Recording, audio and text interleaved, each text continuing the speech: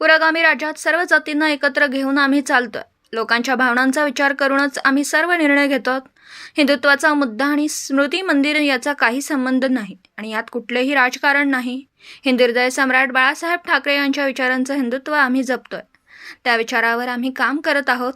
हे सामान्य माणसाचं सरकार आहे. आम्ही विकासाचे राजकारण करतो. देवेंद्र फडणवीस यांनी सुरू केलेल्या अनेक योजना महाविकास आघाडीच्या काळात बंद करण्यात आल्या. त्या विकासाच्या योजना आम्ही सुरू केल्या आहेत. जनतेला सरकारच्या योजनांचा लाभ व्हावा, त्यांच्यामध्ये सुखसमृद्धी नांदावी, समाजाच्या शेवटच्या माणसाला सगळ्या योजनांचा लाभ मिळावा, यासाठी आम्ही काम करत आहोत. स्मृती मंदिर परिसर हे एक आमच्यासाठी प्रेरणास्थान आणि स्फूर्तीस्थान आहे. येथे कामाची ऊर्जा मिळते, त्यामुळे येथे नतमस्तक व्हायला आलो. हे सेवा करण्याचं स्थान आहे, त्यामुळे समाजाची सेवा करण्याची प्रेरणा आम्हाला येथून मिळते. मला काय मिळेल यापेक्षा मी देशासाठी आणि समाजासाठी काय करू शकतो हा विचार घेऊन आम्ही येथून जात असतो, असंही एकनाथ शिंदे म्हणाले. मुख्यमंत्री एकनाथ शिंदे आणि त्यांच्या गटातील काही आमदारांनी सकाळी नागपुरातील राष्ट्रीय स्वयंसेवक संघाचे सरसंघ संचालक डॉक्टर केशव बळीराम हेडगेवार यांच्या स्मृतीस्थळाला भेट देऊन त्यांना वंदन केलं. मुख्यमंत्री सकाळी 10:30च्या सुमारास रेशीमबाग डॉक्टर हेडगेवार स्मृती भवन येथे दाखल झाले. यावेळी त्यांच्यासोबत आमदार भरत गोगावले उपस्थित होते. राष्ट्रीय स्वयंसेवक संघाचे संपर्क प्रमुख सुनील देशपांडे यांनी मुख्यमंत्री एकनाथ शिंदे यांचं स्वागत केलं.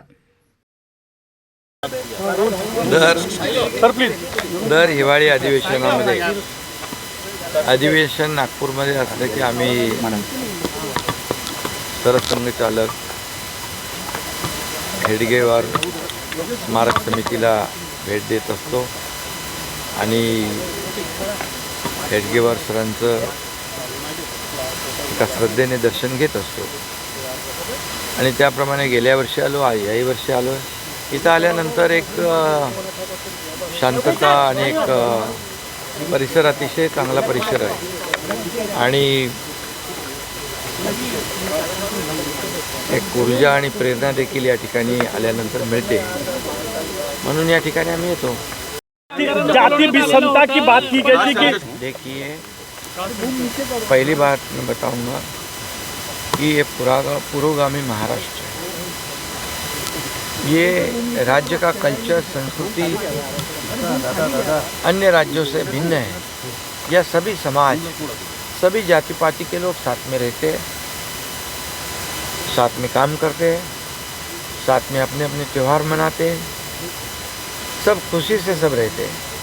और इसलिए राज्य में जातीय सलोखा, कानून व्यवस्था और ना बिगड़ना चाहिए, ऐसी कोशिश हमारी रहती है.